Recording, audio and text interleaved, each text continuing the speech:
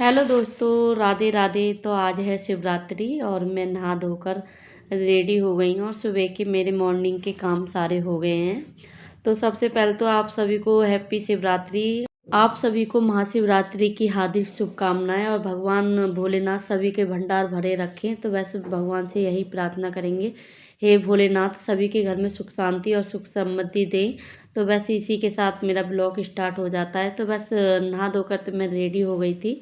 तो वैसे ज़्यादा तो मैं मेकअप नहीं करती हूँ। वैसे इसके बाद मैं एलोवेरा जेल लगाती हूँ, जिससे कि थोड़ा मेरा दिन में चेहरा सही रहता है। क्रीम वगैरह मैं कुछ भी इस्तेमाल नहीं करती हूँ अपने फेस पर। और यहाँ पर मैं अपना थोड़ा सा मेकअप कर दूँ, जैसे कि बिंदी। तो वैसे वही करके लिपस्टिक मैं अभी नहीं लगाऊंगी, क्योंकि पूजा के बाद ही लगाऊंगी। पूजा से पहले मैं लिपस्टिक नहीं लगाती हूँ। तो बस हाथ पैरों पे भी तेल लगाऊंगी। यहाँ पे मैं एक बात और कहना चाहूँगी कि जैसे ही मैं तेल को खोल रही थी और वो डिब्बी नीचे गिर गई थी और आज मेरे से तेल बिखर गया था। तो बस सुबह सुबह थोड़ा सा जल्दी होता है और ऐसे काम हो जाते हैं तो थोड़ा सा टाइम ही लग जाता है। मैं आपको दिखा भी रही हूँ, वहाँ पर तेल की ये पूरी डिब्बी फैल गई थी। तो वैसे मैंने फिर ये अखबार से तेल यहाँ से उठा लिया था सारा, और फिर मैं अपना बाल काटने के लिए लग गई थी। तो बस तो ये टाइम है 7 बजे का, और जो कि मैं अपने बाल काट रही हूँ। और मैं सोच रही थी कि बेटियों को जगा दूँ, लेकिन बेटी अभी सो रही थी और उनके पेपर हैं तो वो रात को देर तक जगती हैं, इसलिए उनको नहीं जगा पाई मैं। तो वैसे उनको सोने देती हूँ और वो अपनी पूजा बाद में कर लेंगे। तो बस मैं अपना सिंदूर भर के मांग वांग भर के और फिर मैं अपनी पूजा पाठ में लग जाऊँगी। तो यहाँ पर मेरा सिंदूर भर गया था और फिर मैं आ गई थी अपने मंदिर में।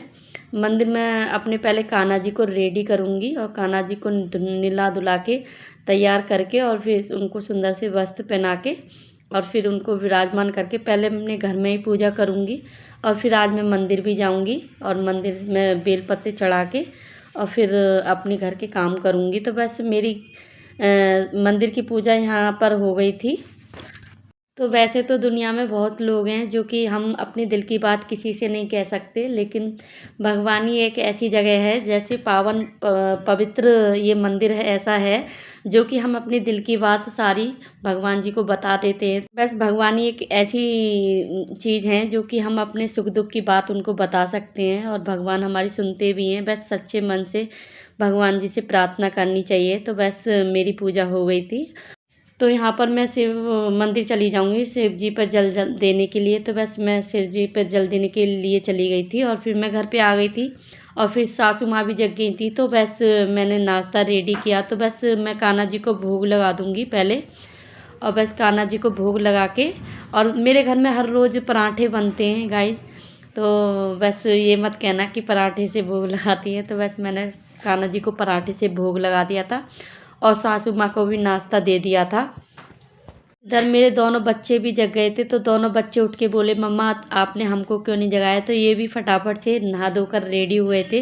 तो ये दोनों भाई जा रहे हैं, बहन भाई जा रहे हैं मंदिर में भोलेनाथ को जल देने के लिए। तो बस ये दोनों तैयार होके और चले गए थे। तो मेरी छोटी वाली कल से ही मेरे पीछे पड़ रही थी कि मम्मी मैं भी फास्ट रखूँगी। तो बस ये बोल रही थी मैं फास्ट रखूँगी। तो बस इसको याद था और सुबह उठ के बोलने लगी आपने मुझे जगाया नहीं।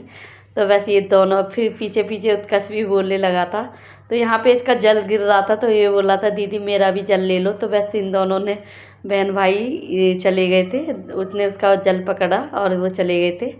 और ये यहाँ से मंदिर से आ गए थे और मंदिर से आने के बाद इन्होंने सभी को जल दिया। और जल देने के बाद जो प्रसाद मिलता है ना दूध वाला, तो वैसे वही लेके आए थे मंदिर से और फिर इन्हें पी लिया था। और कह रहा था मम्मी बहुत ज़्यादा टेस्टी लग रहा है मेरे को, अम्मा को, मेरे को और पापा जी को, इसने सभी को दिया था। तो दोस्तों यहाँ पर बज रहे थे 10 और 10 बजे एक ऑर्डर आया था चाय का नीचे से। तो वैसे कोई आ गए तो उन्हीं के लिए चाय जा रही है। और मेरे दोनों बच्चे बाद में नहाए थे और ये भी पूजा के लिए जा रहे हैं। तो इन दोनों भाइयों की पटरी खाती है, उन दोनों बहन भाइयों की पटरी खाती है।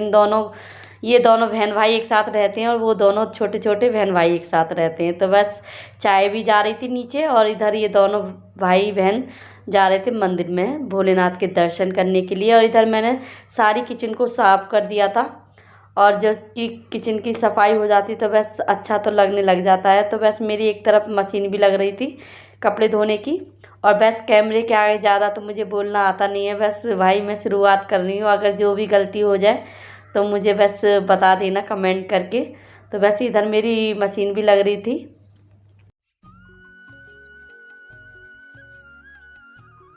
तो कल है बेटे का पेपर, जो कि ये कलर लेके आया है। तो वैसे पापा से बोला था, पापा मुझे कलर दिला दो, कलर दिखा दो। तो वैसे ये कलर ला रहा है, वही दिखा रहा है, कलर का नाम कलर पढ़ के बता रहा है आप लोगों को लिए। तो वैसे बोल रहा था मम्मी मेरी भी वीडियो बनाओ।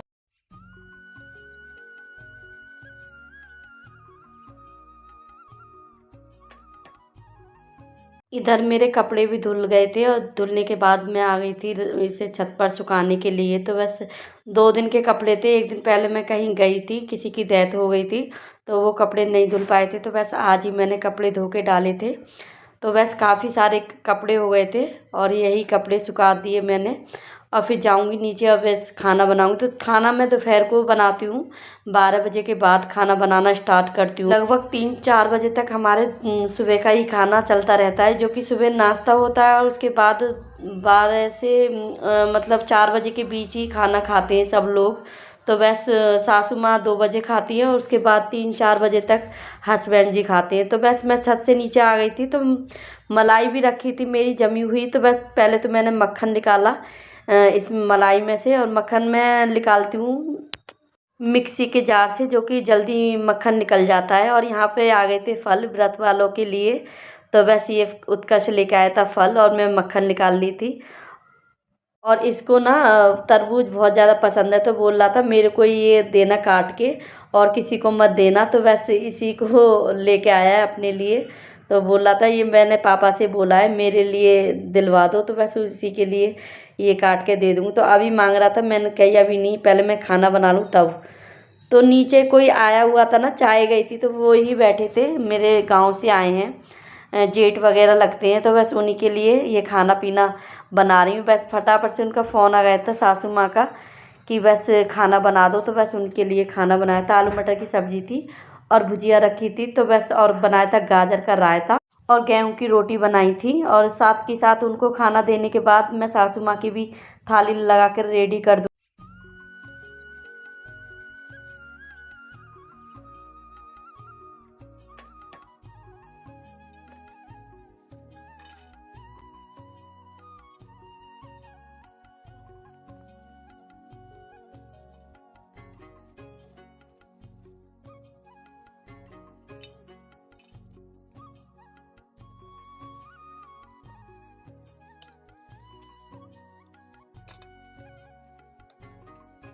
तो यहाँ पर सभी का खाना पीना हो गया था और फिर मैंने लास्ट में बनाए थे आलू अपने लिए, और बेटी भी बढ़ती थी दोनों, तो उन्हीं के लिए भी मैंने आलू अकोर दिए थे।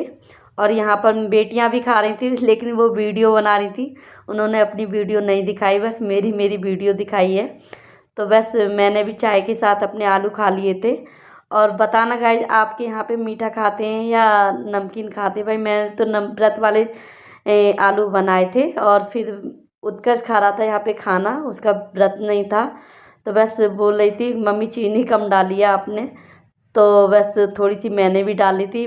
तो यहाँ पर ये भी बहुत ज़्यादा पीछे पड़ रहा था, मम्मी मेरे को तरबूज काट के दे दो। तो इधर अबू भी आ गया था और ये दोनों भाई भाई खा रहे थे तरबूज, और बोल रहा था मम्मी बहुत ज़्यादा मीठा है। और एक तरफ इसके पापा भी खाना खा रहे थे और ये दोनों फल खा रहे थे।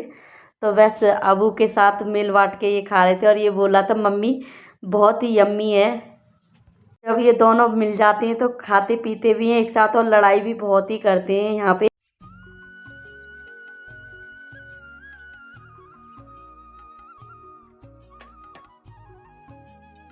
तरबूज तो इनका हो गया था ख़त्म और यहाँ पे ये उत्कर्ष अपने हाथ धो के आया था।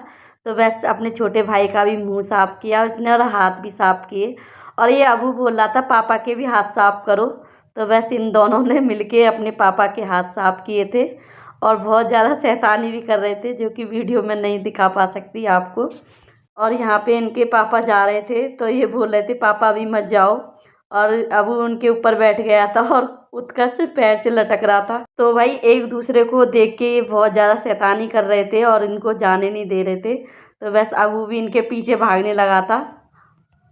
और शाम के बज रहे थे यहाँ पे 3:30, जो कि किरीदा आ गई थी तैयार बन होके, और तैयार होने के बाद ये बड़ी क्यूट लग रही थी और इसने पहन रखा था सूट और अपनी स्लीपर भी दिखा रही थी। देखो कितनी प्यारी लग रही ना इसकी स्लीपर, और रियल में बहुत ही अच्छी लग रही थी। देख यहाँ पर हमने बहुत ज़्यादा इसको खिलाया, मैंने भी और हर्षू ने और बेबू ने, तो बस बहुत ज़्यादा क्यूट लग रही थी। और बेबू बोल रही थी मम्मी इसको पापा को भी दिखा के लेके आती हूँ, कितनी प्यारी लग रही है ना।